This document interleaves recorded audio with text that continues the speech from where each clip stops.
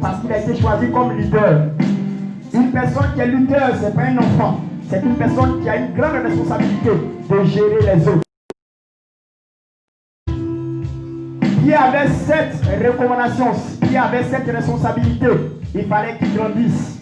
Une personne qui n'est pas grande, qui ne connaît pas une croissance spirituelle, une personne qui ne connaît pas la maturité spirituelle, il est un enfant. C'est pour cette raison que vous pouvez constater. Le dernier jour, on devait arrêter son maître. Bien-aimé, celui qui n'est pas mature a la possibilité de se défendre avec ce qui est sur lui.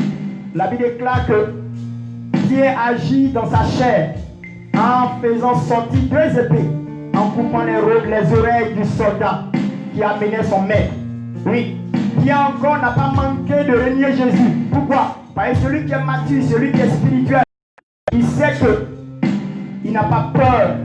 Il n'a pas peur de la mort. C'est pas Paul, dans la maturité spirituelle que cela soit, il dit, la mort est une clé pour moi. Oui, quand tu comprends les choses spirituelles et que tu es devenu un homme spirituel, même la mort, même devant les kalachnikovs, tu n'as pas peur. Pourquoi? Parce que la mort est une clé pour toi. Je vais te rendre gloire en ce moment. Parce que nous voulons grandir. Dans nos églises, il y a tellement d'enfants que l'église n'avance pas. Nous voulons devenir des grands, des fils spirituels. Seigneur, son père, on peut trahir son père. Mais lorsqu'on est devenu grand, nous avons une responsabilité. Seigneur, la maturité spirituelle est la plus grande chose qui peut changer l'histoire de l'église dans le monde. Je vais rendre gloire à ton nom. Que ton nom soit béni, que ton nom soit exalté. Nous ne voulons pas marcher selon la vue, mais selon l'esprit. Nous ne voulons pas marcher selon la chair, mais selon l'esprit. Merci pour ce matin, pour l'enseignement que tu vas nous accorder, afin que nous soyons des hommes supérieurs. Que ton nom soit béni. Dans le nom de Yeshua, Amashia. Est-ce qu'ensemble on peut dire Amen avec moi? Amen. Est-ce qu'on peut acclamer le Seigneur, s'il vous plaît? Alléluia. Et regarde en face de ton ami, dis-lui, s'il te plaît, il faut grandir. Dis-lui, s'il te plaît, pardon, il faut grandir. Il faut lui dire encore, s'il te plaît, il faut être mature. Alléluia. Est-ce qu'on peut acclamer de celui que j'adore, le véritable, le Yeshua Mashiach. Alléluia. Alléluia. Est-ce que je peux parler à quelqu'un ce matin? Amen. J'ai 2 personnes que je dois parler tout à l'heure. Alléluia. Alléluia.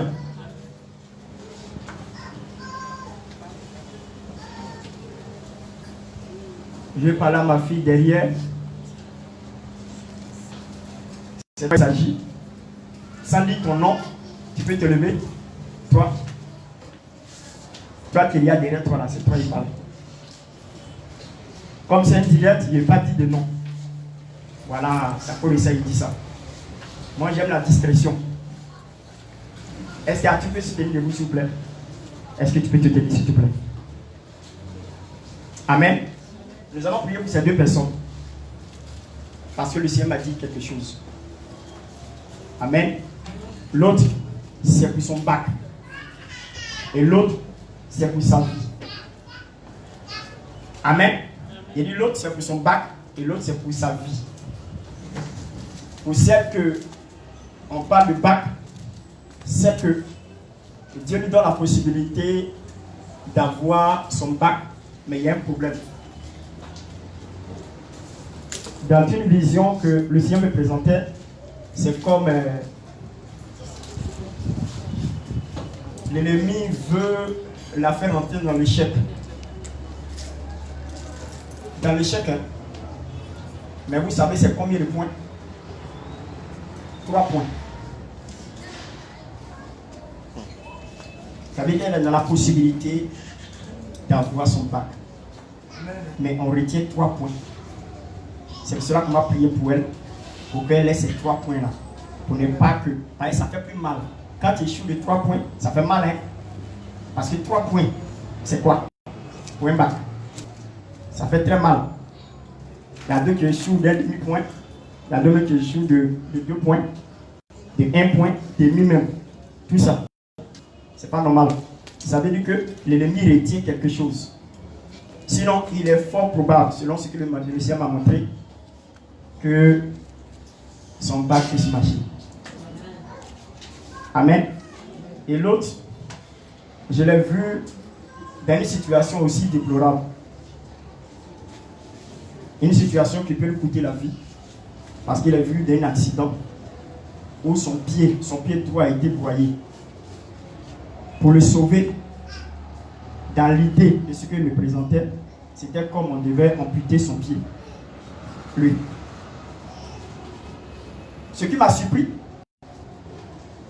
peut-être qu'il a un permis pour rouler sa moto, mais c'est qu'il n'était pas derrière une moto, mais dans une voiture. Il est en train de rouler une voiture. Et dans ça, dans un virage, il y a une voiture qui est venue le percuter. Et son pied a été touché, sérieusement. C'est-à-dire on ne peut pas mettre de plaque. Il fallait qu'on coupe parce qu'il y avait l'hémorragie. On doit amputer son pied pour qu'il soit en vie. C'est sérieux. J'aime pas trop m'aventurer dans ce genre de choses. Vous voyez, non. Mais quand le Seigneur me présente quelque chose, c'est sérieux. Amen. Voilà, ici, là, c'est pas parce que Dieu ne fait pas beaucoup de choses, mais j'aime pas me présenter en tant que quelqu'un qui révèle, voilà, comme les autres font l'apologie de leur personne, pour montrer que Dieu les parle. C'est pas ça qui est important. Ce qui est important, c'est pour résoudre le problème. Sinon, on peut avoir toutes les révélations possibles pour dire, pour prévenir quelqu'un. Amen. Mais ce qui est plus important, ce n'est pas la révélation qu'on donne. Ce qui est plus important, c'est ce qu'on doit faire pour éviter le catastrophe. Parce que révéler, ce n'est pas mauvais. Mais trouver l'occasion de trouver la solution, c'est la meilleure chose. Vous comprenez avec moi, non? Voilà. Sinon, beaucoup disent le problème, mais ils ne donnent pas la solution. Ils révèlent, il y a l'esprit de mort sur toi, ils préparent pour toi pour éviter l'esprit de mort. À quoi sert de révéler alors? Peut-être la personne était tranquille, tu vas introduire cette idée dans la tête de la personne pour lui montrer qu'il y a un esprit de mort qui le suit. Il est mieux de donner la solution, c'est tout. Ne pas faire peur à la personne. Amen. Nous allons nous lever pour prier pour ces deux. On va lui donner ces 3 points. Et lui aussi, on va prier pour que la mort, c'est-à-dire que cet accident de circulation d'un virage soit évité. Ça veut dire qu'il doit faire très attention. Voilà. Si son ambition, son idée, c'est de rouler voiture, plus tard, il ne sait pas. Il doit faire très attention parce que la manière qu'il a roulé, et puis ça arrivé là, c'est pas lui, hein, c'est quelqu'un qui est venu le percuter. Mais ça dépend de la manière qu'il a roulé. Voilà, c'est pas par. Il ne faut pas faire les choses par précipitation. Nul n'est capable de maîtriser sa vie et nul n'est capable de maîtriser l'engin. Vous comprenez? Ça veut dire qu'on n'a pas le monopole de la maîtrise. Quand tu es dans la voiture, tu vas penser que tu es trop fort. Tu maîtrises, parce que tu es un champion. Non. C'est Dieu qui maîtrise tout. L'homme ne maîtrise pas. L'homme met sa vie entre les mains du Seigneur pour que Dieu puisse maîtriser sa vie. Amen. Voilà. Nous allons prier. Tenez-vous debout. C'est celui.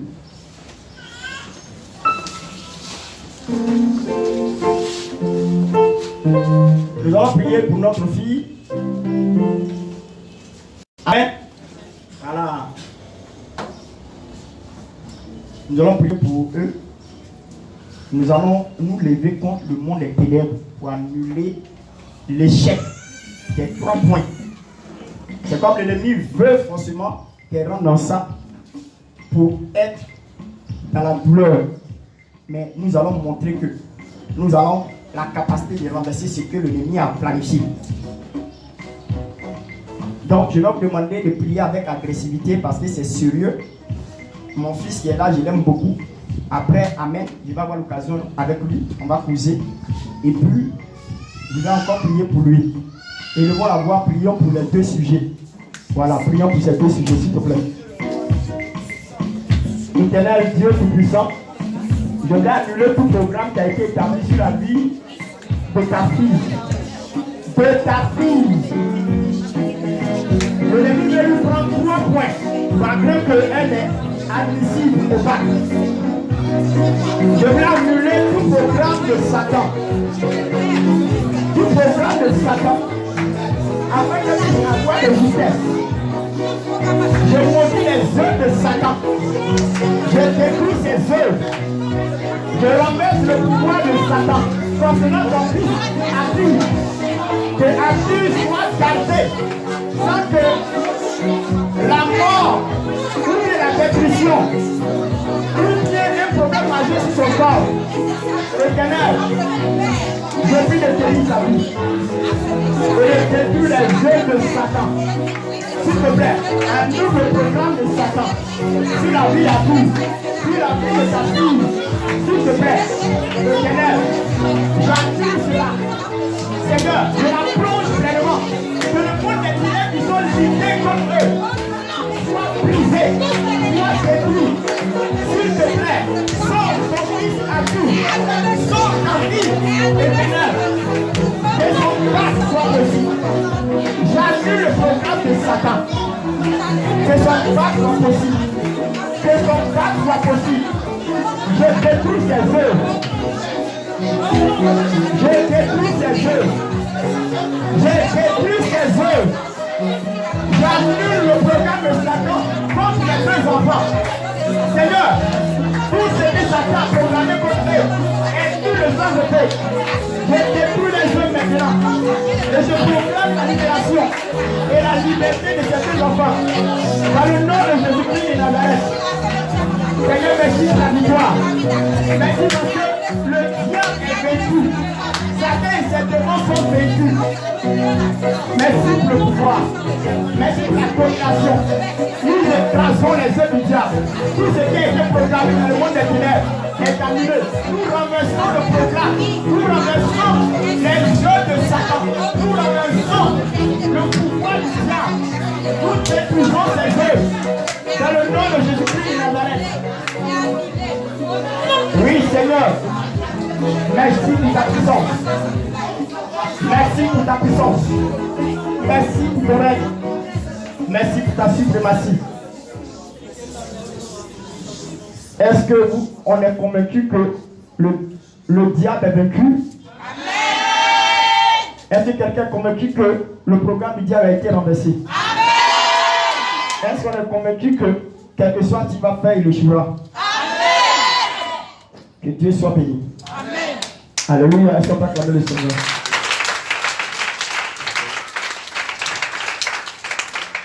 Alléluia. Vous pouvez calmement vous asseoir. Nous sommes à notre culte dominical et nous sommes en train de suivre une étude. J'ai dit ici que chacun ait son cahier, que chacun ait son bic, que chacun ait sa Bible. Pas une Bible électronique, mais une Bible manuelle. Amen. Amen. Amen. Donc, je vous apprends pour vous dire, dans ce mois-là, il faudrait qu'on passe à ça. Parce que vous connaissez mon fils Pacom. Quand il a eu donné le feu vert au portail, ne soyez pas surpris. Parce qu'il pourra vous aider. Dans ce sens, quoi. Voilà. Donc, commencez à acheter. Ceux qui ne sont pas lettrés, ceux qui ne savent pas lire, ça c'est nos cas. Mais ceux qui ont eu la possibilité de savoir lire et écrire, c'est vraiment impératif de pouvoir avoir son bic, son cahier, et puis sa Bible manuelle, pas Bible électronique. Amen. Si nous voulons réussir, si nous voulons être matures, vous voyez, ce qui permet à la maturité, c'est l'enseignement. Pour ceux qui ne savent pas, c'est l'étude de la parole de Dieu qui fait grandir une personne. C'est la relation avec Dieu. C'est la relation avec le Saint-Esprit qui nous permet de grandir. Et il est impératif pour chacun d'entre nous de faire tout l'effort pour grandir. Quand on est né, il y a un temps. Il y a un temps pour être enfant et puis il y a un temps pour devenir grand. Dieu ne compose pas avec des enfants. Dans la vérité, Dieu ne compose pas avec des enfants. Est-ce que tu peux jouer ce morceau-là? Il agira. Dieu ne compose pas avec des enfants. Dieu compose avec des grands. Et il y a une différence entre un enfant et puis un fils. Partout vous allez voir où c'est écrit fils, on veut démontrer que c'est la maturité. Tu ne vas jamais voir nulle part où il est écrit fils et puis on parle de quelqu'un qui est immature. Non. Quand on emploie le terme fils, on veut parler de maturité. On veut parler de quelqu'un qui est responsable. On veut parler de quelqu'un qui a la possibilité de gérer les autres. Vous voyez? Donc, pour revenir sur certains points, nous allons prendre la Bible. Donc, comme je peux le dire, le thème que on a vu dimanche passé continue. La maturité spirituelle. Vous savez, ce qui fatigue aujourd'hui, amen. Ce qui fatigue aujourd'hui, c'est l'immaturité. Dans l'église, ailleurs, dans tous les secteurs de la vie, quand tu as affaire à des enfants, tu as l'incapacité, l'impossibilité d'avancer. Quand tu as affaire aux enfants, tu ne peux pas avancer, tu es obligé de venir derrière. Tu es obligé de régresser au lieu de progresser. Et quand deux groupes de personnes, et quand tes enfants commencent à connaître la maturité, les choses avancent, les choses évoluent. Vous voyez, c'est pour ça que c'est impératif de grandir. Dis, c'est impératif de grandir. Tu dis à ton prochain, tu dois grandir. C'est une obligation pour toi de grandir. Amen. Donc, nous allons prendre le test de 1 Corinthiens chapitre 13, le verset 11. Vous allez voir ce qui concerne les enfants. Ce qui montre que tu es un enfant est écrit dans 1 Corinthiens 13 à partir du verset 11. Pour montrer que tu es enfant, voilà les caractéristiques, voilà certaines choses qui démontrent que tu es un enfant. Il faudrait que tu sois possible pour toi, que ça soit possible pour toi de t'identifier et de te regarder et de sois peur pour savoir est-ce que j'ai grandi ou bien je suis encore enfant. Il faudrait que tu te juges toi-même. Et quand tu constates que tu es un enfant, tu dois faire l'effort de sortir de cet état. Amen. Amen. C'est pour cela que vous allez voir que quand Jésus est venu sur la terre, et lorsqu'il a fait son baptême, lorsqu'il a dit à Jean-Baptiste de le baptiser, Jean-Baptiste dit non, je ne suis pas digne parce que tu es le maître. Quand il venait même, Jean-Baptiste a dit, voici l'agneau de Dieu qui ôte le péché du monde. Amen. Et lorsqu'il a refusé de le baptiser, il a dit non, il faudrait qu'on fasse ce qui est juste. Ce qui est juste, c'est que tu as ta responsabilité et moi aussi j'ai ma responsabilité. Chaque personne a une mission. Quelle que soit ta grandeur, tu dois respecter la mission d'autrui. C'est pas parce que toi tu fais telle chose que tu es obligé de marcher sur l'autre. Non. Dans le ciel, il n'y a pas plus grand que quelqu'un. Chaque personne, il n'y a pas un serviteur plus grand que l'autre. Mais seulement, il y a un Dieu grand dans chaque serviteur. Dis amen avec moi. Est-ce que tu as compris le langage que je suis en train d'employer? Il n'y a pas un serviteur qui est grand que l'autre. Mais il y a un Dieu grand dans chaque serviteur. Vous comprenez? Donc, il n'y a pas quelqu'un qui va dire que non, c'est pas parce que je suis fondateur d'une œuvre que je suis plus grand que celui qui est à côté de moi en tant que pasteur. Non. Dieu ne regarde pas ça. Ne regarde seulement que la responsabilité qu'il t'a donnée. Est-ce que tu es capable de l'assumer? Est-ce que tu es capable de rendre le service? Pour vous dire la vérité, il n'y a pas plus grand que l'autre. Ça n'existe pas. Alléluia. C'est pour cela que quand Jean-Baptiste s'approchait, il a dit non, fais ce qui est juste. Faisons ce qui est juste. Et quand il a été baptisé, la Bible déclare que quand il est rentré dans l'eau, et en sortant, le ciel s'est ouvert. Et lorsque le ciel s'est ouvert, on a constaté qu'il y a eu une vision de l'esprit qui est descendue sur son épaule sous forme de colombe. Vous voyez? Et il y a une voix qui se fit entendre.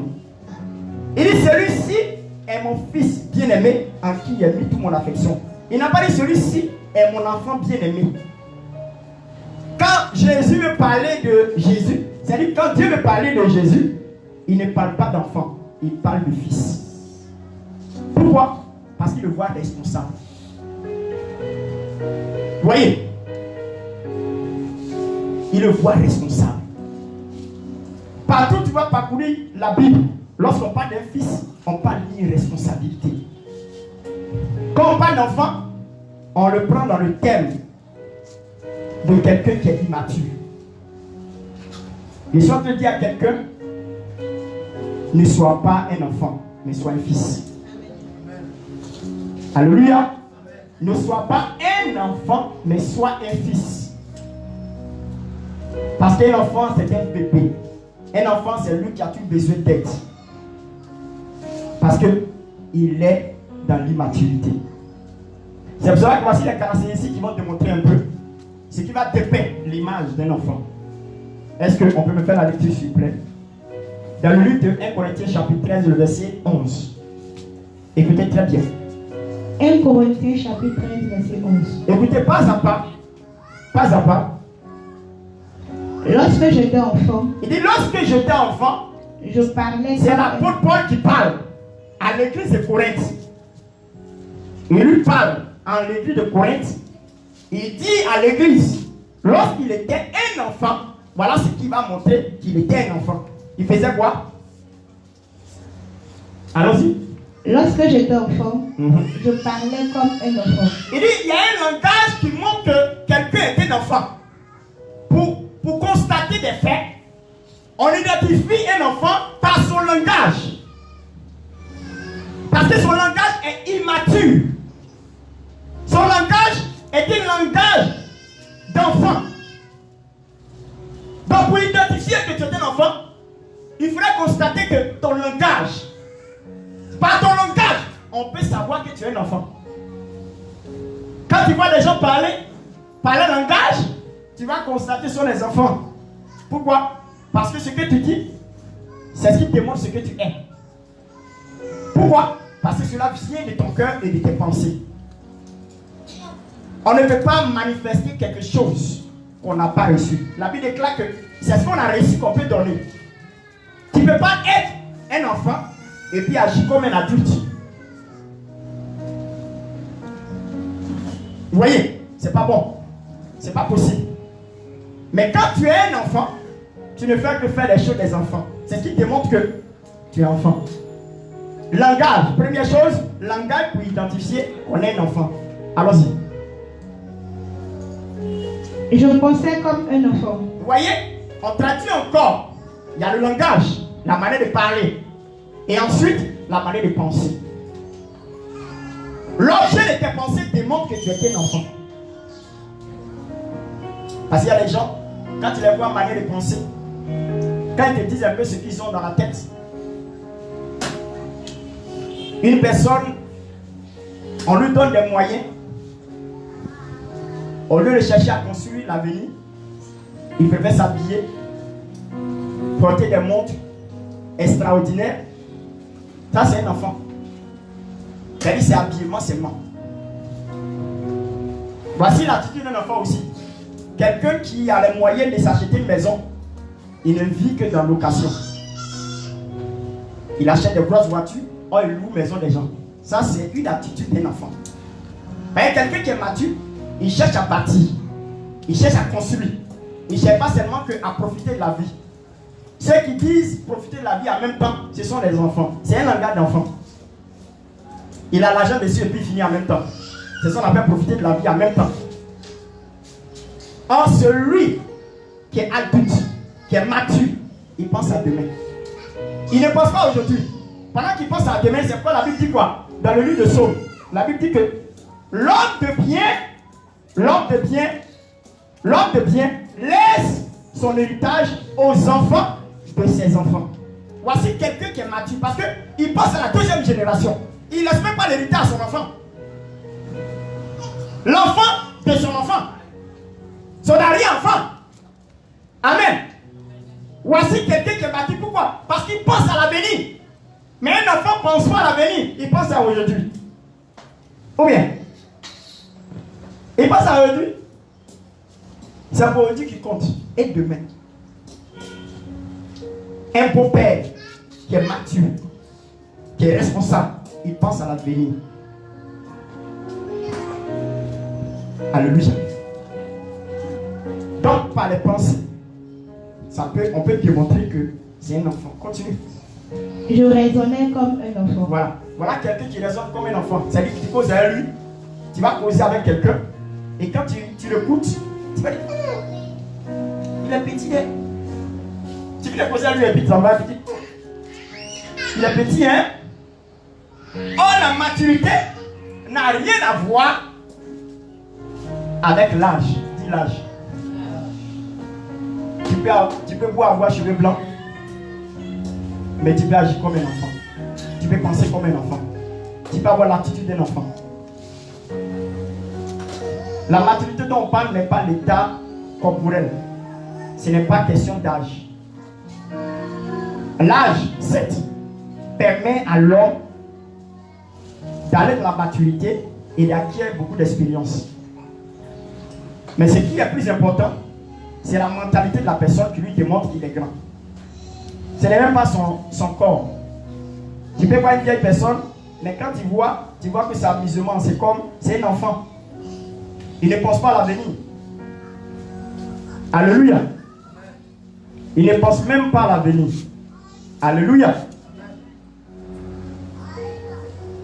Si tu veux grandir, voilà comment il faut grandir. Tout ce que tu dois poser comme action, il faut réfléchir. C'est pas la plupart de ceux qui sont matures, ce sont des personnes de réflexion.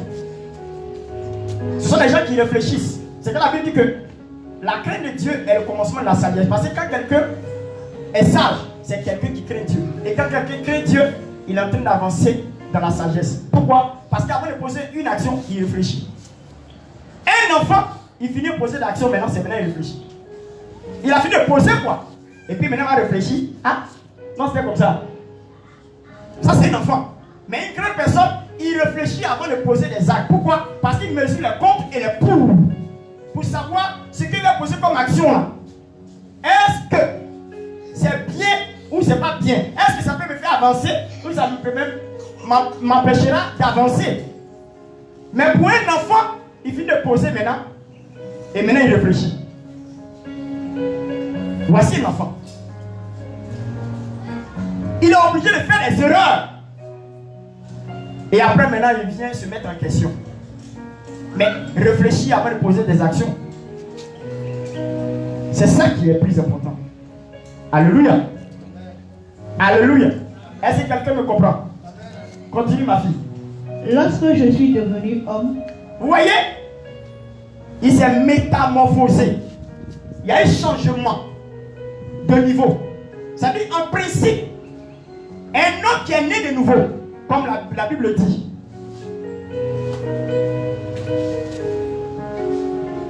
La Bible dit dans 1 Corinthiens chapitre 15.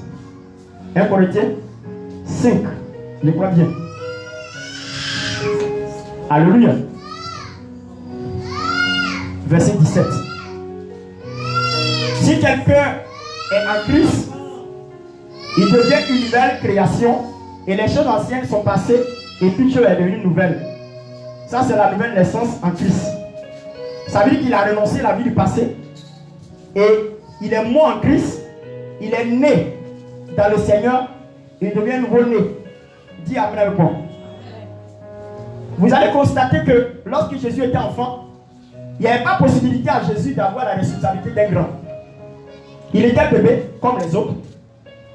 Même à 12 ans, il est allé dans un temple, il a lu simplement.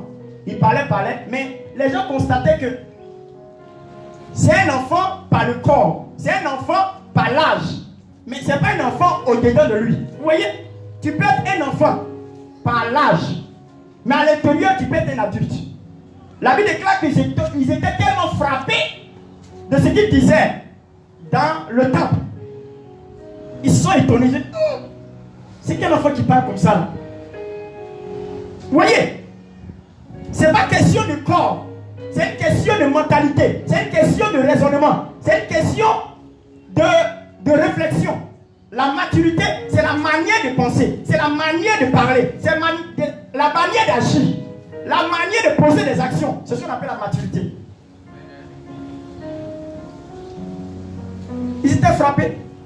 Vous allez remarquer bien en Israël, si tu n'as pas encore 30 ans, tu n'as pas la possibilité d'avoir une responsabilité parce qu'on trouve que tu es enfant. C'est pourquoi Jésus n'a pas manqué de passer outre de ce qui est établi.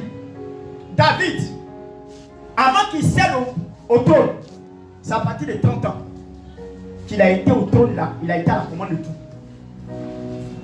L'âge de la maturité. On sait qu'il a une bonne manière de raisonner.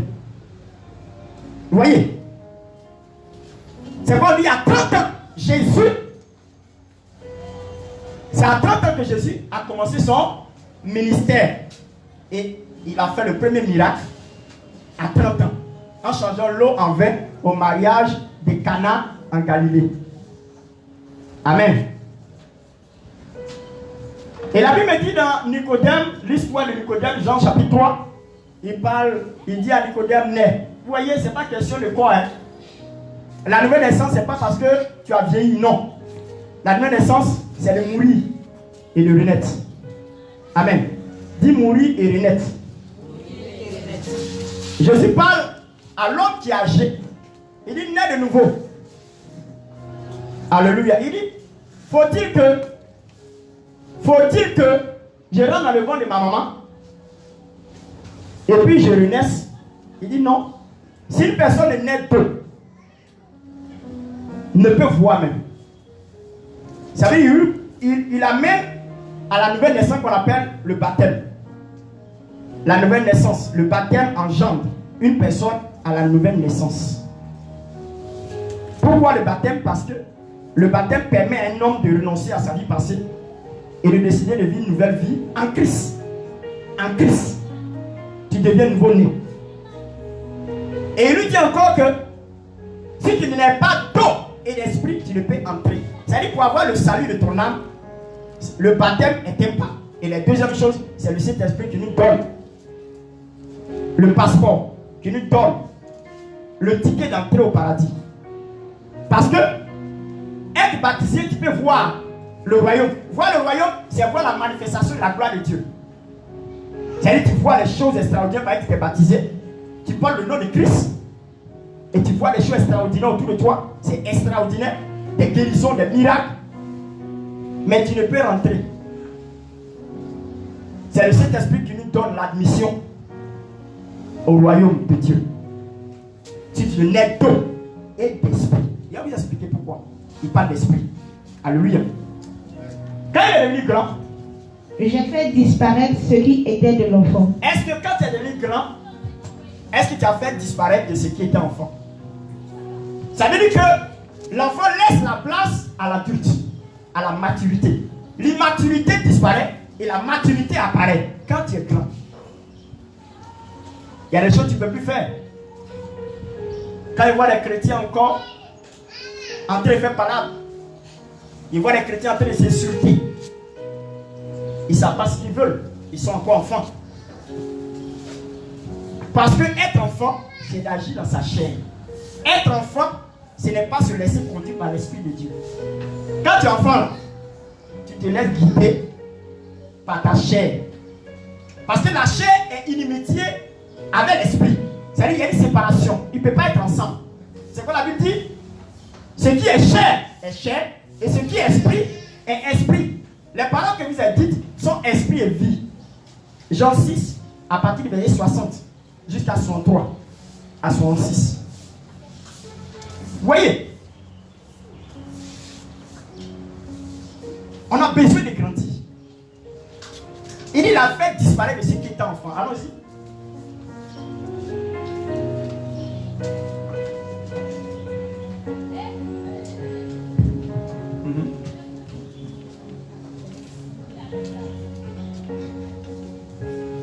Wow. Jean 3. Non. 1 Corinthiens 13, c'est ça qu'on est. Ok. Il a fait disparaître de ce qui était de l'enfant. Dis Amen avec moi. Amen. Ça, c'est ce que je vous explique. Les caractéristiques d'un enfant, d'une personne immature. Maintenant, pour vous donner plus une affirmation, pour donner un tableau bien peint par l'image de l'immaturité, il y a des actions que quelqu'un qui est enfant pose. Pour vous montrer que ce qui est écrit dans 1 Corinthiens 13, à partir du verset 11, il va démontrer maintenant que quand on est enfant, comment on se comporte. Prenez 1 Corinthiens chapitre 3. Vous allez voir ce que Paul dit. Le même Paul qui a dit que quand tu es grand, ce qui est d'enfant a disparu. Il va même parler encore. Il allait dans la même église de Corinthe. Il est toujours à Corinthe parce que à Corinthe, ils sont tous des enfants. Il n'y a pas quelqu'un qui est grand. Des bébés qui fatiguent les gens. Et l'église actuelle est à l'image de l'église de Corinthe. Parce qu'il y a tellement d'amusement d'enfants. C'est pas parce que je suis pasteur que je suis grand. Hein. Ça dépend de ma manière de penser, de ma manière d'agir. Il y a des pasteurs qui maturent. Il y a des pasteurs qui... Il y a des pasteurs enfants. Hein. Vous savez ça. Il y a des pasteurs enfants. Ça dépend de la manière d'agir, de se comporter. Et vous avez dit que par le comportement, on peut savoir que tu es un enfant. Ce sont des bébés même. Il y a des pasteurs bébés. Pasteur bébé. Dis pasteur bébé. Voilà. Tu peux lire pour moi, s'il te plaît. 1 Corinthiens chapitre 3. Écoutez bien. Hein? Voici l'image. On va montrer le comportement des bébés. Il va parler à ceux qui sont bébés. Il ne va pas parler aux grandes personnes. Il parle aux bébés. Verset 1er. Pour moi, frère, ce n'est pas comme à des hommes spirituels que j'ai pu vous voyez, parler. Il parle de l'homme spirituel. Bien sûr, on va voir ça. Il parle de l'homme spirituel. Il ne parle pas à des hommes spirituels. Donc, le contraire des spirituels, c'est quoi? Il ne parle pas à des hommes spirituels, mais il parle à des hommes charnels. C'est pourquoi vous avez dit que les hommes charnels sont des enfants. Parce qu'ils agissent dans la chair. Ce sont des bébés. Et voilà un comportement qui va décrier dans l'église de Corinthe. Allons-y. Mais comme à des hommes charnels. Il dit comme à des hommes. Maintenant, il va aller encore plus loin. C'est-à-dire, homme spirituel, c'est pas vous je parle. Je parle à qui? À des hommes charnels. Mais je vais vous montrer que l'homme charnel à qui il est réellement. Allons-y. Comme à des enfants en Christ. Dis enfant en Christ. Dis bébé. Dis bébé. Ah! Faut dire bébé gay. Il y a des bébés gays dans l'église. Maintenant, il va vous montrer que ceux qui sont bébés gays, des bébés là, la nourriture là, il va vous montrer quelle nourriture on les donne. Vous allez savoir quelle nourriture on donne aux bébés. Par moment, en tant que pasteur, on est obligé de nourrir encore le peuple par le lait. Parce qu'on ne peut même pas prêcher des grands messages. Parce que l'esprit de ceux qui sont assis sont des esprits de bébés. Si on les prêche, je ne peux pas savoir. Il y a deux, même quand tu commences à prêcher un message très haut, il ne comprend pas d'avoir un. Et de deux, il trouve que tu es en train de le critiquer, mais tu es en train de parler de lui, derrière la chaise. Parce que quand un tel raisonnement est comme ça, c'est un raisonnement de bébé. Quand un homme de Dieu est derrière la chaise qui prêche, c'est Dieu qui est en train de lui parler. C'est Dieu qui utilise son canal pour parler. Maintenant, toi, tu trouves qu'il est en train de te critiquer. Tu es un bébé. Bébé gay. Une guerre même. Même la fille de Santérine est plus grande que toi. Il y a des bébés dans berceau, berceau. Il dit berceau, berceau, berceau. Voilà. Tu es un bébé dans berceau. Regardez bien ce qu'il va dire. Allons-y. Je vous ai donné du lait. Il dit, je vous ai donné du lait.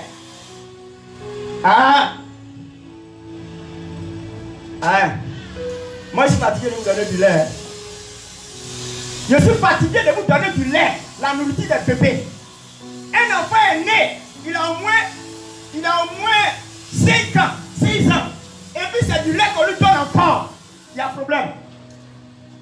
Dis, il y a problème. Il va manquer ce qu'on appelle la croissance. Parce qu'à un certain âge, il faut de la nourriture solide pour permettre à l'enfant de grandir. Même si on boit du lait,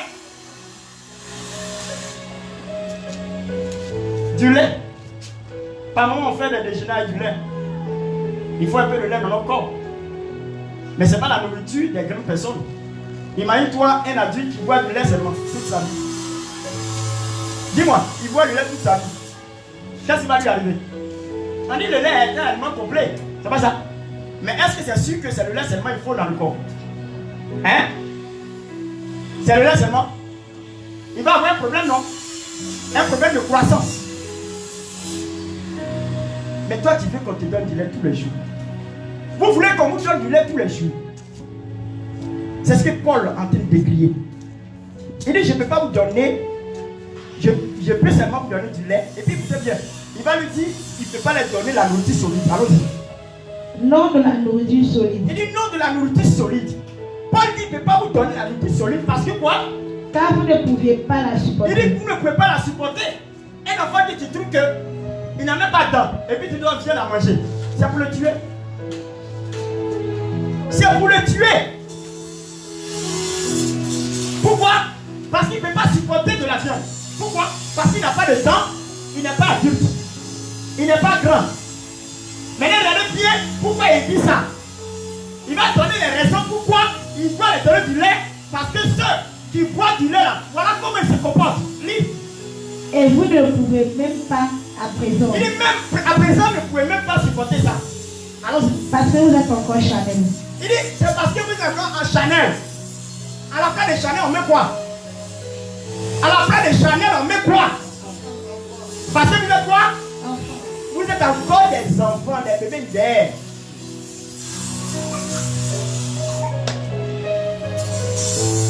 Parce que vous êtes des enfants, des bébés. Moi, je n'aime pas pourquoi il dit enfant. On dit bébé. Moi, je préfère le mot bébé. Il y a le bébé. Mais elle va leur montrer le comportement des bébés. Écoutez bien. Vous allez vous voir, vous allez vous identifier. Vous qui êtes bébé, vous allez voir vos comportements. Quand vous agissez dans l'église, là, regardez bien ce qu'il va dire. Voici le comportement des Au bébés. verset 3.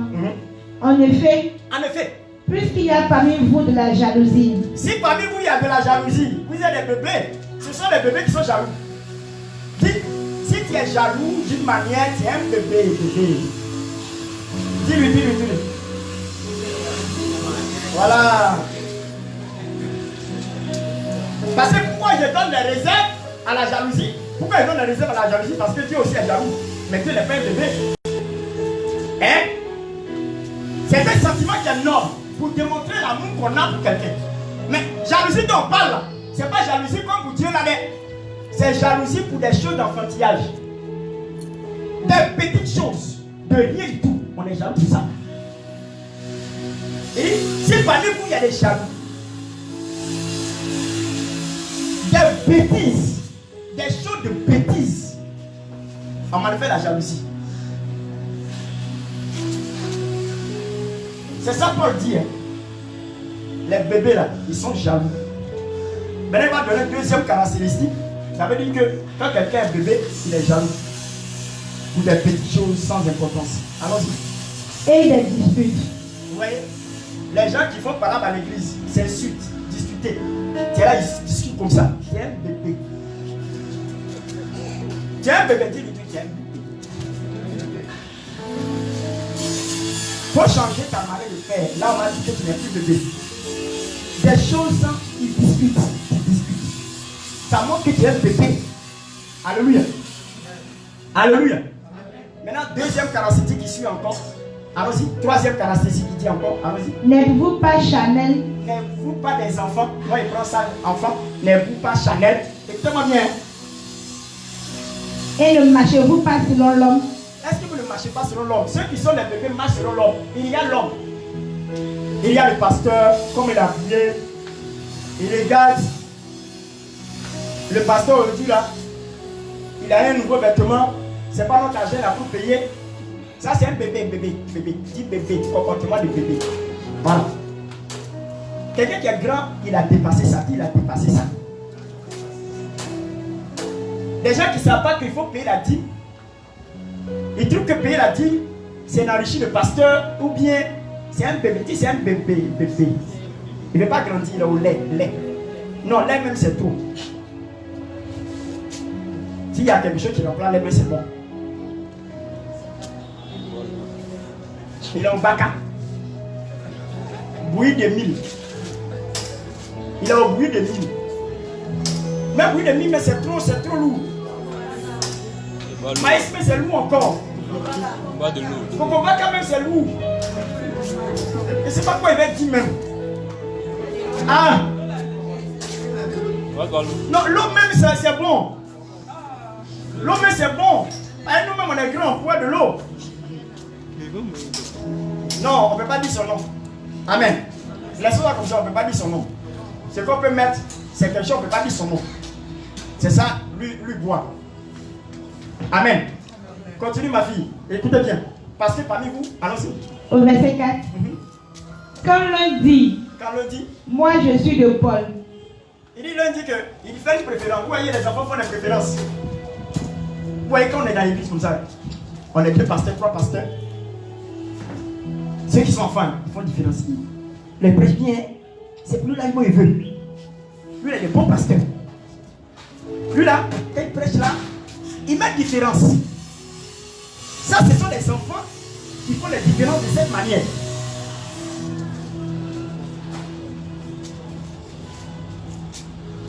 Et tous sont des. Ils vont expliquer, allons-y. Et un autre, moi, d'Apollos, n'êtes-vous pas des hommes? Il dit, moi je suis pour Paul. L'autre dit que moi je suis pour Apollos. Est-ce que les deux ne sont pas des êtres humains? Dis-moi. Maintenant il va poser la question, qui est Apollos, qui est Paul? Allons-y.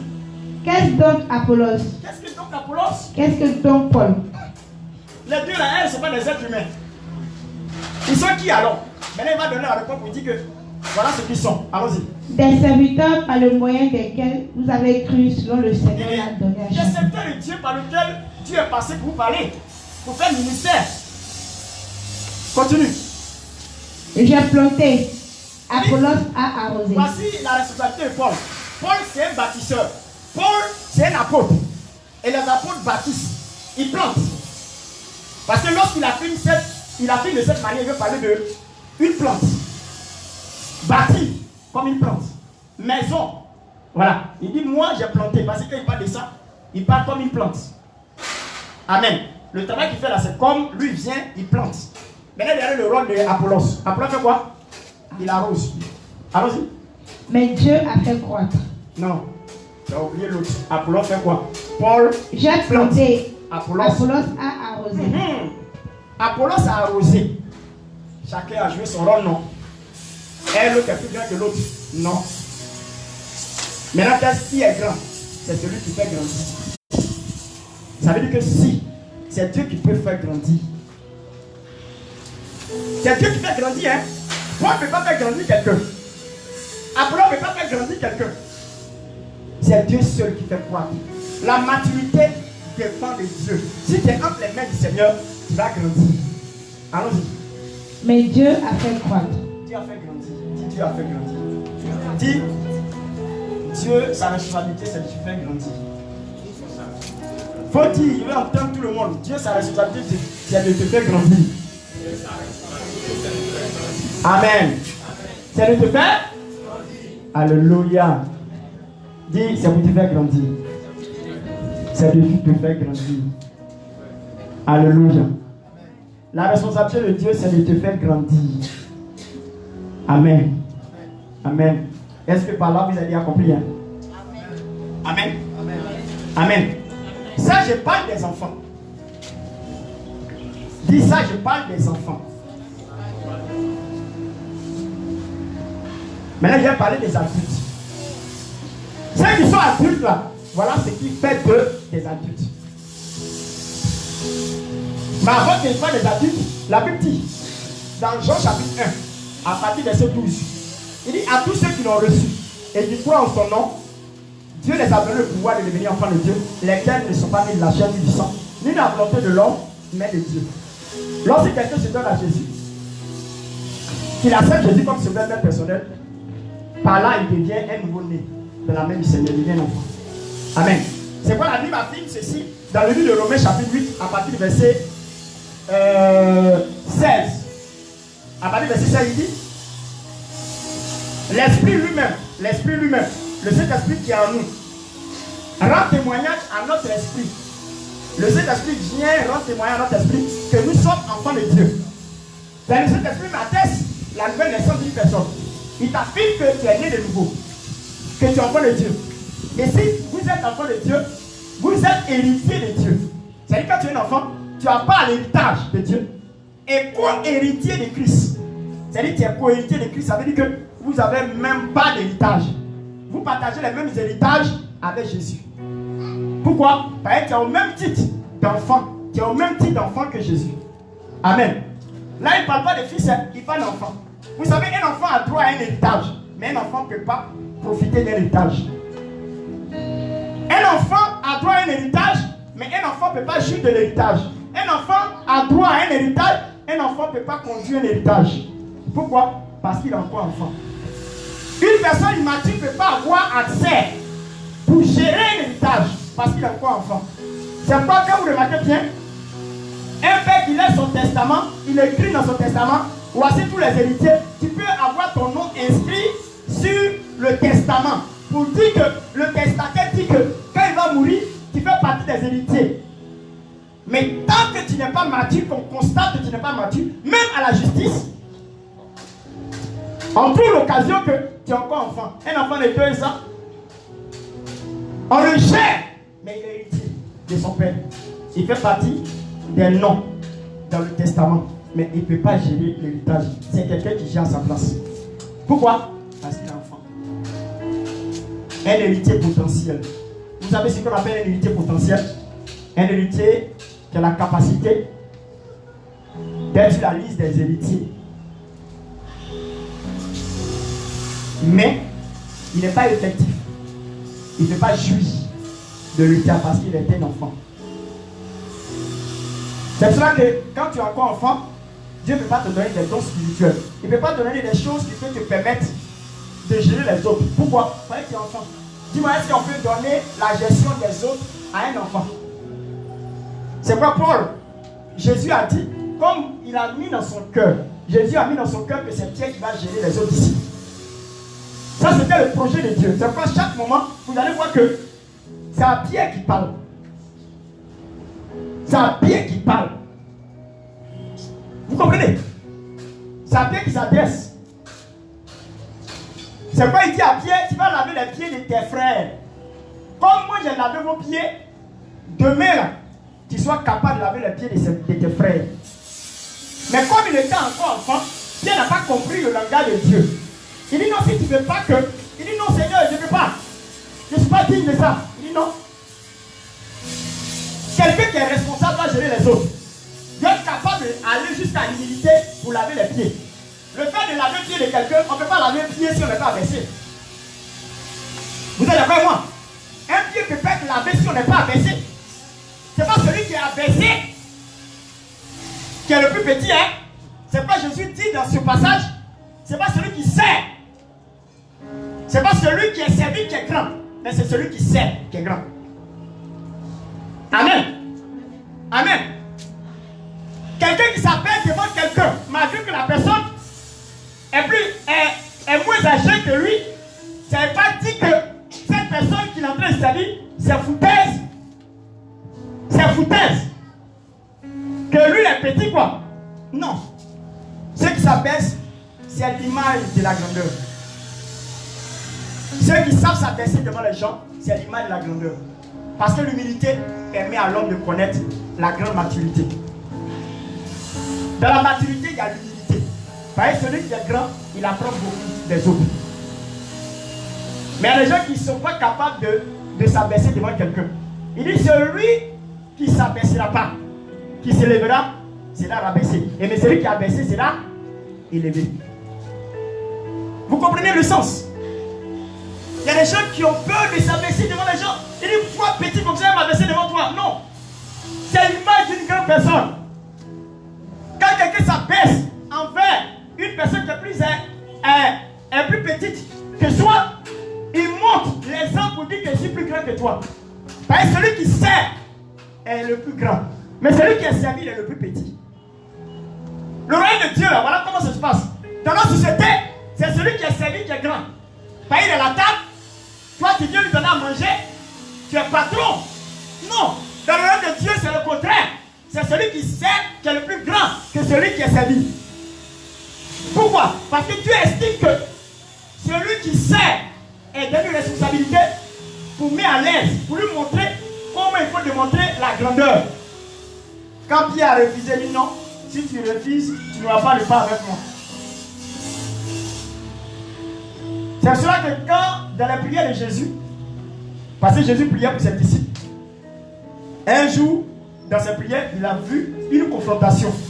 Le diable est venu vis-à-vis de lui pour dire qu'il a réclamé Pierre, le grand frère du groupe, pour le cribler comme du froment. C'est-à-dire pour le gérer, pour le maltraiter. Cribler comme du froment. Il a dit à Pierre, j'ai prié pour toi. Jésus a prié pour son disciple. Un bon pasteur, il est censé prier pour ses brebis. Un grand frère qui gère les autres a besoin de prier pour les autres. Il y a des gens qui se disent, ils se font appeler père. Tu dis qu'il est père, non. Les autres sont tes enfants. C'est pas ça. Combien de fois tu as prié pour les gens que tu dis qu'ils sont tes enfants? Et quand tu pries pour eux, Dieu te donne l'information. C'est parce que Jésus priait pour les disciples qu'il a reçu une information que le diable voulait cribler Pierre comme du froment. Il a dit à Jésus, il a dit à Pierre, j'ai prié pour toi, pour ne pas que ta foi puisse être défaillante. Mais là, il n'a pas fini par là. Il dit quand il sera converti. Quand il sera converti, tu affermiras les autres. Bien aimé, dans ce texte-là, quand j'ai poursuivi mes recherches, dans d'autres textes, on dit quand tu seras revenu à moi. Dans d'autres textes. Mais quand j'ai réfléchi jusqu'à... Je comprends que Pierre était converti. Pierre s'était donné réellement à Dieu. Mais comme Pierre était enfant, il se comportait dans la chair. Parce que le mot affermi, c'est rendre ferme. Un enfant qui est né de nouveau, qui est bébé, est-ce qu'il peut gérer les autres? Je vous demande. Quelqu'un qui n'est pas ferme peut gérer les autres? L'affermissement qu'on parle a le même titre que la maturité. Quand il sera grand, quand il sera un fils, quand il sera plus un enfant, quand il sera un adulte, quand il sera un homme, tu pourras gérer tes autres frères. Pourquoi? Parce que Pierre était encore enfant. Pour vous démontrer qu'il était enfant, regardez bien ce qui va se passer. Ils arrêtent, avant qu'on arrête Jésus, Pierre, par la peur, quand tu es enfant, tu as peur de mourir. Paul était grand. Paul dit, la mort est une idée pour lui. Il n'a pas peur de mourir. C'est un homme. C'est un fils de Dieu. Alléluia. Alléluia. C'est pas un enfant. Mais regarde Pierre. Pierre qui, on pensait qu'il était grand. Le peuple a chanté, on lui a demandé, c'est pas lui là qui était avec Jésus là. Il dit non, moi je ne connais pas. Hein. Voilà quelqu'un. Il y a des gens ici là, qui sont des enfants. Si quelqu'un vient ici avec Kalachnikov, il y a un militaire rempli le lieu. Tu dis, qui est chrétien ici? Qui est chrétien ici là? On va tirer sur lui. Il y a des gens qui vont dire, et j'étais de passage. C'est quelqu'un qui l'a invité. Il va expliquer, hein? C'est quelqu'un qui l'a invité ici. Sinon, moi, je ne suis pas ici. Pourquoi? Parce qu'il a peur de mourir. La Bible déclare que quelqu'un qui a peur de mourir perdra sa vie. Mais celui qui n'a pas peur de mourir, pour lui, Jésus, retrouvera la vie. Ce sont les enfants qui ont peur. Est-ce que ce n'est pas vrai? Ce n'est pas les enfants qui ont peur. Ils ont peur même du noir. Quand Ampoule a été là, il commence à crier. C'est un enfant, il a peur. Paul avait peur de mourir. Si on le mettait, ils allaient le finir aussi. Pour ça, Pierre dit, il ne le connaît pas, il ne l'a jamais vu. Moi, je ne m'étais pas à lui. Alors, un enfant, dis un enfant. Pierre était un bébé, dit bébé.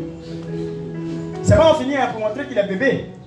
Pierre, la nuit où on devait arrêter Jésus, quand Judas a fini de donner un baiser à Jésus sur son front, avec Jésus, il était tellement effacé. Bien aimé, l'humilité est la plus grande chose pour dire que quelqu'un est grand.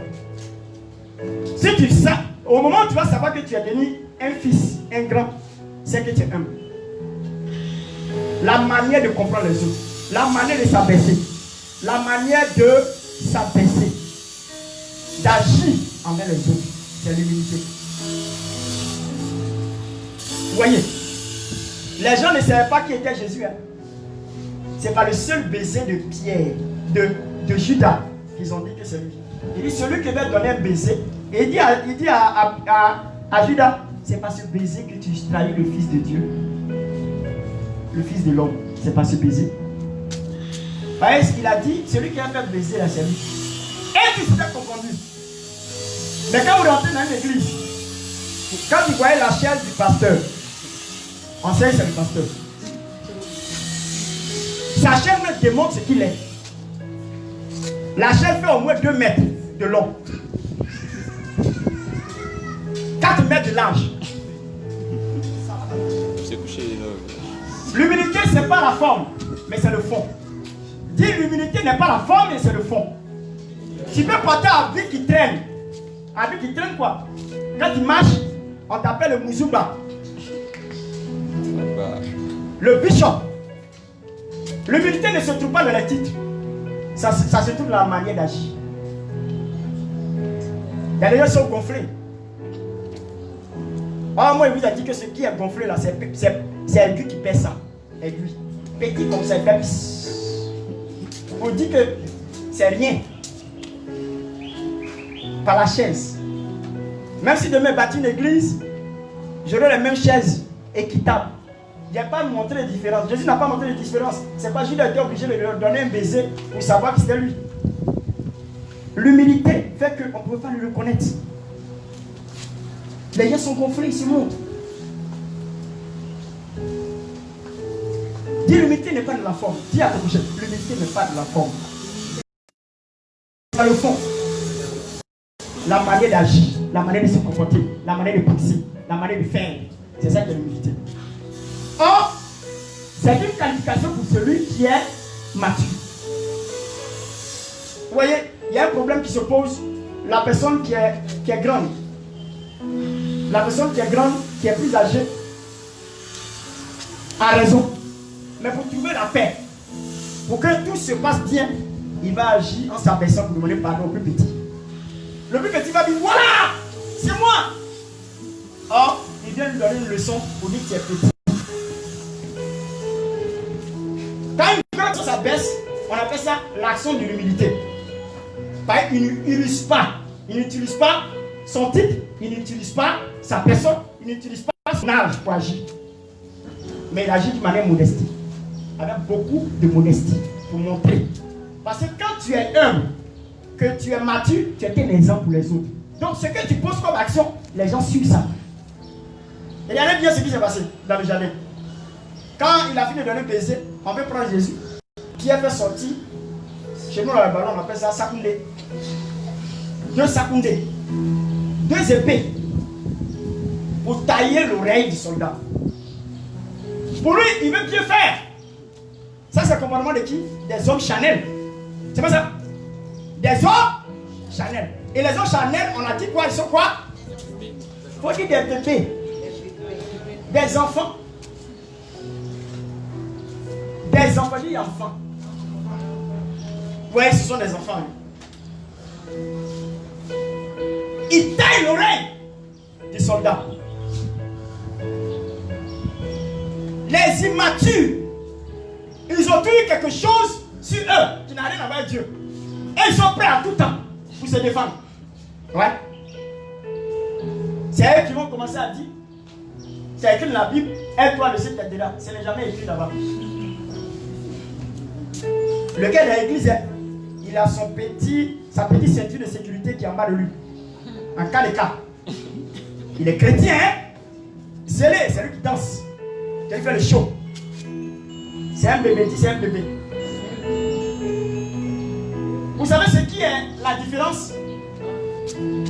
Un homme charnel, un bébé dans le Seigneur peut être sauvé, mais ne peut pas profiter des grâces sur la terre et même dans le ciel. Tu peux avoir le ticket d'entrée, hein, mais les grâces, les bénédictions, les profits, les couronnes, tu ne peux pas avoir. Pourquoi? Celui qui est bébé là, il ne profite pas des bonnes choses. Pourquoi? Parce que son comportement charnel écarte les gens. La plupart des gens qui sont charnels, ce sont eux qui touchent sur le chemin des ennemis seulement. C'est eux toujours, on trouve que les gens sont contre eux. Voilà les enfants. Hein. Les enfants charnels là, les bébés là, c'est eux qui trouvent que la personne est sur moi. Parce que la seule à regarder, il y a comme il y a mal. Il y a comme il y a mal. Ouais, il y a mal. Je vous ai dit, si elle n'aime pas ma tête. C'est un bébé. Ça, c'est un bébé. C'est Pierre qui a coupé l'oreille. Il y a des gens qui coupent des oreilles. On a fait parler comme ça, hein, réunion. Il se lève, proche chaise, il casse une tête de haine. Bah! Et puis il a très colle. Ça a commencé. C'est un bébé. Lui là, c'est un bébé. Il fait les choses par la violence. Celui qui fait les choses par la violence, c'est un bébé. Il n'a pas grandi. Il est même chaud comme la fille de Santérine. Il n'y a rien dans sa tête. Il se fait des ennemis quand tu es enfant. De cette manière, quoi. Tu es grand par la taille, par l'âge, et puis tu es petit dans la tête. C'est ça, suffit. Alléluia. Alléluia. Alléluia. Vous voyez, il a dépeint un peu l'image. Mais je vais vous faire savoir quelque chose. Je vais vous expliquer quelque chose encore. C'est plus que ça. La dernière chose que je vais vous expliquer, c'est plus que ça. Pierre, Dieu a tout fait pour l'aider. Vous savez, tu peux être dans l'église pendant plusieurs années. Tu peux être dans l'église pendant plusieurs années. Dis plusieurs années. Plusieurs années. Mais si tu n'as pas été aidé par le Saint-Esprit, tu vas rester enfant. C'est toi toujours qui vont te gérer. Tu ne vas jamais devenir un disciple. Tu seras toujours infidèle. On ne pourra jamais te donner responsabilité. Par exemple, on te regarde, on sait que tu es un enfant. À un enfant, on ne confie pas de responsabilité. Vous savez ça, non? Au moins. Vous êtes d'accord avec moi, non? Voilà. Alléluia. Maintenant, il faudrait qu'on quitte à l'état enfant, à l'état adulte, en tant que homme. Ah, tu vois, hein? Quand Jésus était à les disciples, ils n'avaient pas cet esprit. Est-ce qu'ils n'avaient pas cet esprit? Parce que Luc chapitre 9 et Matthieu chapitre 10 dit qu'il a donné force et autorité de chasser les démons. On ne chasse pas les démons comme ça. C'est par l'esprit qu'on chasse les démons. Amen. Amen. Amen. Voilà. Donc ça veut dire que ils ont une position de l'esprit. Mais l'esprit là, il a son plein. Il faut dire son plein. Voilà. Ça veut dire que quand on parle de plein, on parle de quantité. On parle de quelque chose de liquide. N'est-ce pas? Quand on parle de quelque chose plein, on parle de quelque chose de liquide, il y a quelque chose qui doit remplir. N'est-ce pas? Voilà. Donc, tu peux avoir le Saint-Esprit pour te permettre les choses élémentaires. Mais tu as besoin de prier pour que Dieu te fasse grandir. Vous voyez? Tu as besoin de prier pour que Dieu te fasse grandir. Tu ne dois pas t'arrêter aux choses élémentaires. qui étaient avec les autres, ils étaient au stade élémentaire. Mais il fallait que quoi? Il fallait qu'ils grandissent. Dis amen. Il fallait qu'ils grandissent. C'est quoi le Saint-Esprit? Jésus a dit aux disciples, ne vous éloignez pas de Jérusalem. Ce que le Père a promis va descendre. Le Saint-Esprit. Hein. Là-bas, le rendez-vous, c'était pour qu'il soit plein. Quand tu es plein là, tu deviens un homme spirituel. Tu deviens fils de Dieu. Tu n'es plus un enfant. Amen. Tu deviens fils. Dieu est fils de Dieu. C'est pas, je vais vous dire, dans le livre de Romains chapitre 8, à partir du verset 14. On lit, vous allez voir ce qui a été écrit là-bas. Parce que les fils, là, ils ont une responsabilité. Mais pour être fils, voilà ce qu'il faut faire. Ce qui permet d'arriver à l'état de fils. Amen. Allons-y. Romains chapitre 8, verset 14. Romains chapitre 8, verset 14. Car tous ceux qui sont conduits par l'Esprit. Car. Tous ceux qui sont conduits par l'Esprit de Dieu sont appelés comment? Fils de Dieu. Si tu veux avoir le nom de fils de Dieu, laisse-toi conduire par l'Esprit. Sois un homme spirituel, c'est tout. Hein? Sors de la chair, rentre dans l'Esprit. Amen. Tu ne marches plus selon la vue, mais selon l'Esprit. Tu ne marches plus selon la chair, mais selon l'Esprit. À partir de là, tu deviens fils de Dieu. Est-ce que je me suis fait bien comprendre? Amen. La maturité se trouve par la conduite de quoi? Du Saint-Esprit. Maintenant, comme tu es fils de Dieu, alléluia. Je vais aller encore dans un test. Dans le livre de 1 Corinthiens chapitre 2. À partir du verset... On va commencer à partir du verset 7. C'est pas l'esprit qui prêche. Hein. C'est pas les versets sont dans ma tête. Il n'y a pas sur un livre ou bien un cahier. C'est l'esprit qui me conduit. Quand l'esprit conduit, il y a la perfection dans ce que tu fais. 1 Corinthiens chapitre 2, le verset 7. À partir du verset 7. Nous prêchons la sagesse de Dieu. Il dit nous prêchons la sagesse de Dieu. Mystérieuse. Mystérieuse. Et cachée. Et ce qui est caché, c'est-à-dire c'est quelque chose qui est trop fort. La sagesse de Dieu là. Celui qui n'est pas dans l'esprit ne peut pas savoir, c'est caché. C'est celui qui a l'esprit qui peut décoder ce que nous prêchons. Allons-y. Continue. Ça, mystérieuse et cachée. Que Dieu, avant des siècles, avait destiné pour notre gloire. Au verset 8, sagesse qu'aucun des chefs de ce siècle n'a connue. Des sagesses qu'aucun des chefs de ce siècle n'a connu. C'est-à-dire c'est l'Esprit de Dieu qui donne la sagesse et allons-y continuer. Car s'il l'eût connu, il n'aurait pas crucifié le Seigneur Jésus, le Seigneur de gloire. Mais, comme il est écrit, ce sont des choses que l'œil n'a point vues. Ce sont des choses que l'œil n'a point vues. Que l'oreille n'a point entendues. Que l'oreille n'a pas entendu. Et qui ne sont point montées au cœur de l'homme. Allons-y. Des hommes que Dieu a préparés pour ceux qui l'aiment. Vous voyez, des hommes que Dieu a préparés pour ceux qui l'aiment. C'est-à-dire les personnes qui ont été mises à part par l'Esprit de Dieu. Vous voyez, ce sont des personnes qualifiées. Allons-y. Dieu nous les a révélés. Dieu nous a révélé cela par l'Esprit. Par l'Esprit. Quand l'Esprit sonde. Écoutez bien, hein? Dieu nous a révélé toutes ces choses, les secrets, la sagesse, par l'Esprit de Dieu. C'est pas l'Esprit de Dieu, hein? Si on veut grandir, c'est par l'Esprit. On doit laisser l'Esprit de Dieu. On doit laisser l'Esprit de Dieu nous aider à grandir. Si on ne laisse pas l'Esprit de Dieu de faire le travail en nous, c'est compliqué. Allons-y, continue. Quand l'Esprit de Dieu sonde tout. Quand l'Esprit de Dieu sonde tout, c'est-à-dire qu'il connaît tout, il sait tout, il fait tout. Allons-y. Même les profondeurs de Dieu. Même les profondeurs de Dieu. L'Esprit de Dieu connaît les profondeurs de Dieu.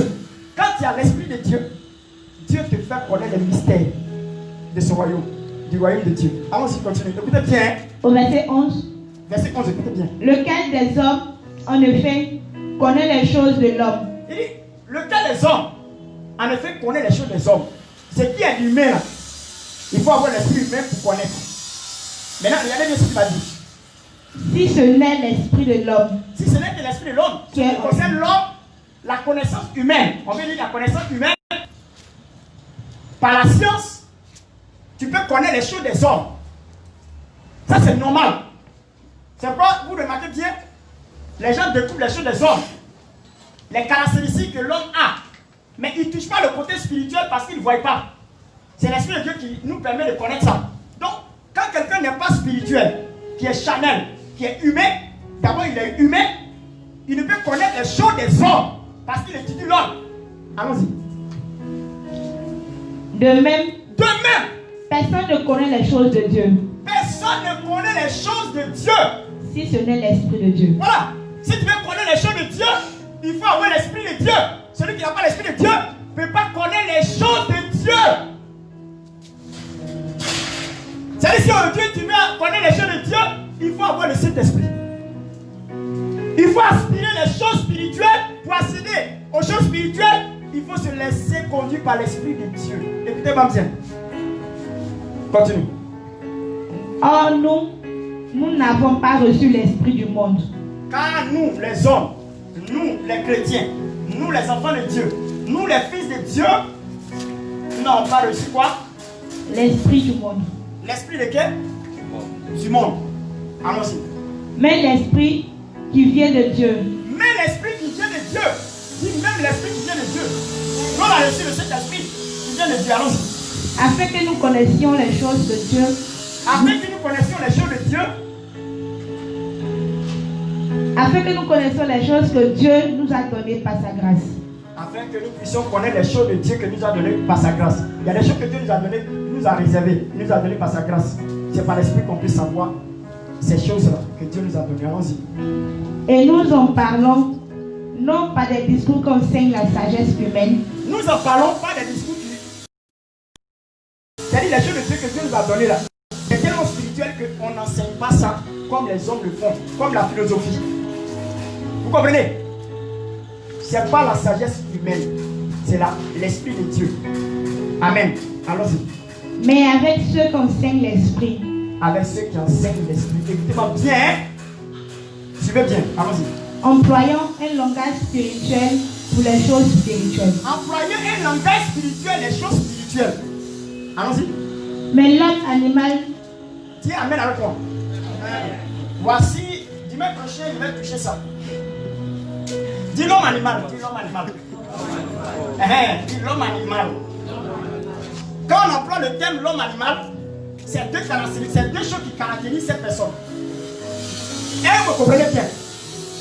Deux choses qui caractérisent cette personne, c'est que il vit par l'instinct. Il y a des hommes qui vivent par l'instinct. Quand ils ont l'instinct, ils n'ont pas d'esprit, quoi. Ils vivent par leur âme, quoi. Âme, dit âme. C'est-à-dire c'est qui ils sont conduits par ça qu'ils font. Les animaux, là, ils n'ont pas d'esprit. Ils ont une âme, ils vivent par l'instinct. C'est qui tombent dans la tête qu'ils font. Ils n'ont pas réfléchi, quoi. Tu as fait piège, tu as le prendre. Bah, ils ne réfléchissent pas. Ils n'ont pas de réflexion. C'est ce qui tombe dans la tête fait. Tu as un mouton, tu vas le taper, il revient encore, il vient encore là. Ils vivent par l'instinct. Il y a des hommes qui vivent par l'instinct, qui existent. Pourquoi? Parce qu'ils sont animaux. Je vous donne un exemple, un homme animal.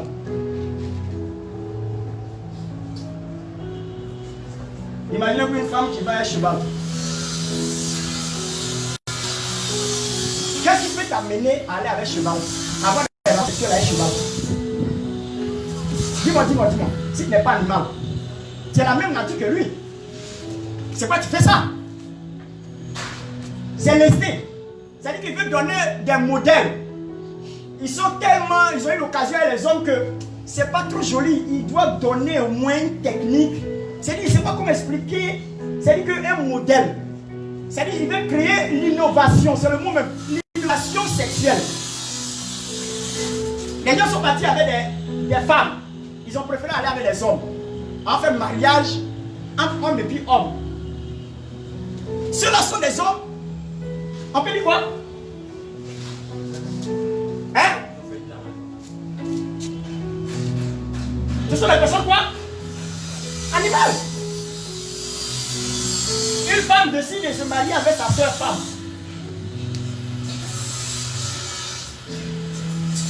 Ce sont des personnes quoi?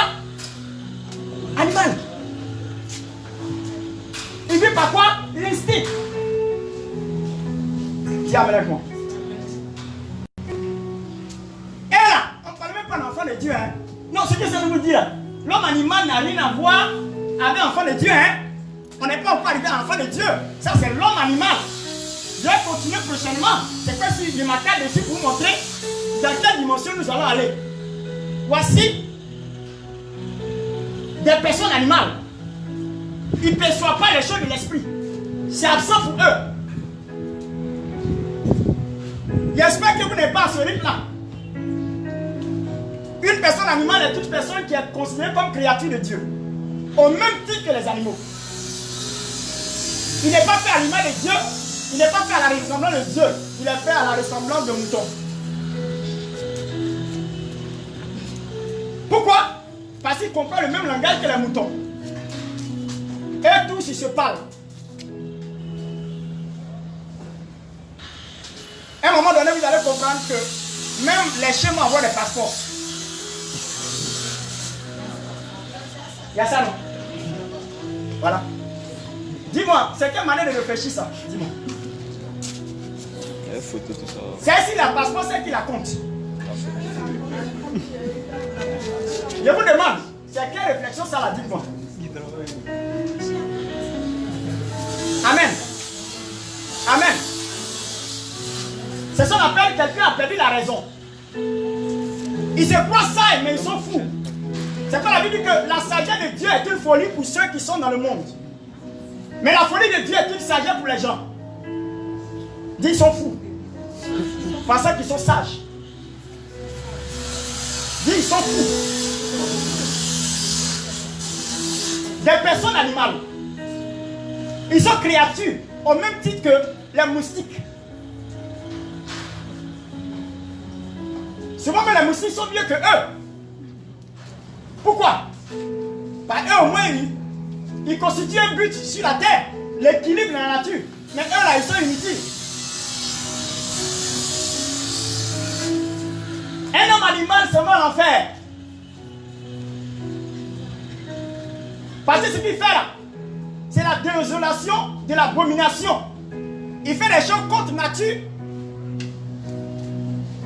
Contre nature, quoi. Ça y est, il est humain, quoi. Il quitte son état humain, il s'en va dans son état animal. C'est ça, on dit contre nature. Dis contre nature. Même les animaux sont mieux que lui. Je vous explique. Les animaux, là, ils vivent par l'instinct, non? Mais ils font ce que Dieu les a mis à faire. C'est pas ça. Hein? Il y a quelque chose que Dieu a déposé en eux. Les caractéristiques. Et qui manifestent. Mais quand ils ne manifestent plus tes caractéristiques, tu es contre nature. Tu n'es plus dans ta nature, mais tu es dans un autre niveau. Et les hommes ont dépassé ce niveau-là. Un homme animal, ça va l'enfer. Il n'est même pas sur la liste de ceux qui vont au paradis. Ils sont beaucoup comme ça dans le monde. Souvent, ils font semblant comme ils sont enfants de Dieu. Ils parlent de Dieu, mais dans le fond, ce sont des personnes animales. Ils peuvent soutenir des choses qui sont une abomination de la désolation. Des choses qui sont contre sens, contre nature. Alléluia. Parce que je prends le temps de m'arrêter là. Alléluia. Alléluia. Alléluia. Donc, pour vous dire, on a beaucoup de choses à se dire. Je vais avoir une église mature, une église grande. La Côte d'Ivoire a besoin de ça. Nous allons bientôt avoir 60 ans. Si les enfants de ce pays ne sont pas capables d'être matures au terme du mot, si les réflexions des Ivoiriens n'ont pas changé pour atteindre l'état de la maturité, c'est quelqu'un d'autre qui va venir gérer l'héritage. Amen. Si tu es dans la maison et que tu ne veux pas te comporter comme enfant de ton père, c'est quelqu'un de dehors qui va venir se comporter et puis prendre ton résultat pour gérer. Alléluia. Est-ce que je parle à quelqu'un ce matin? C'est ça. Il faut retenir. 60 ans, c'est pas petit. Le 7 août, nous allons avoir 60 ans.